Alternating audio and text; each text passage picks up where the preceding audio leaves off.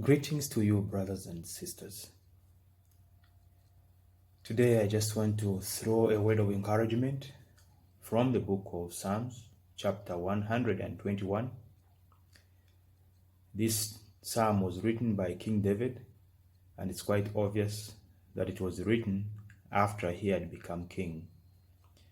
Chapter 21 from the New King James Version, he says, I will lift up mine eyes unto the hills, from whence cometh my help. That's verse 1. David says, I will lift up mine eyes unto the hills, from whence cometh my help. But David's help didn't really come from the hills or the mountains, because in verse 2, he continues to say, my help comes from the Lord, which made heaven and earth. So he realized that his help did not really come from the mountains, but his help came from Yahweh, the maker of heaven and earth. But when David looked at the mountains, just like today, the mountains represent strength. That's why he ran to the mountains when he was in danger. He wanted to be safe. They represent security. He wanted to hide. It was a refuge for him. But at the same time, while the mountains represent strength, they give you cover, strength comes from God. God is the ultimate giver of protection. So when you go into the life of David before he became king,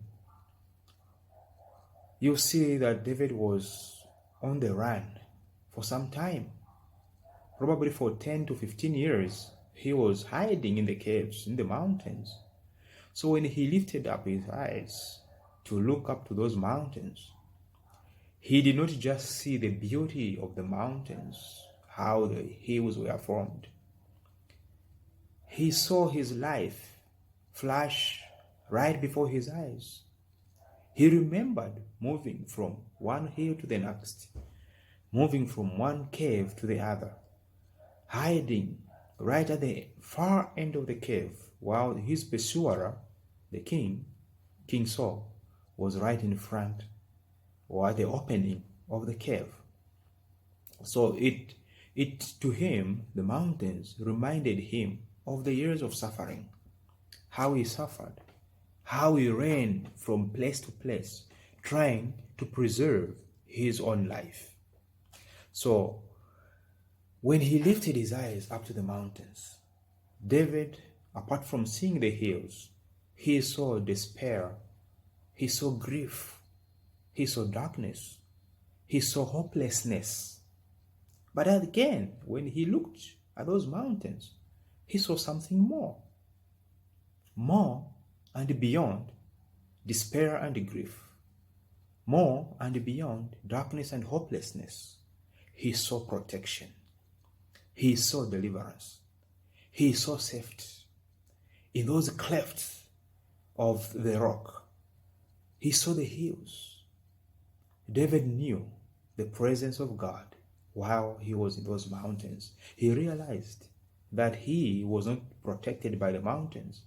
He was not being hidden by the caves, but he was being protected by God himself.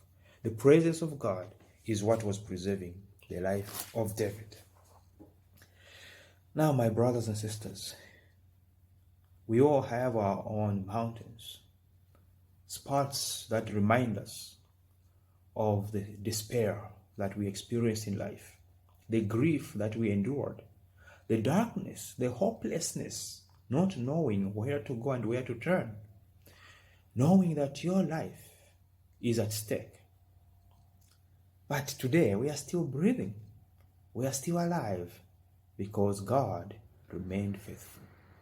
So I would encourage you to go back and look at those mountains, look at those hills in your life, and then remember how God saw you through those difficult times, how God prevailed on your behalf, and how He preserved your life so that today you are alive, you are breathing, and you can celebrate life because God was there.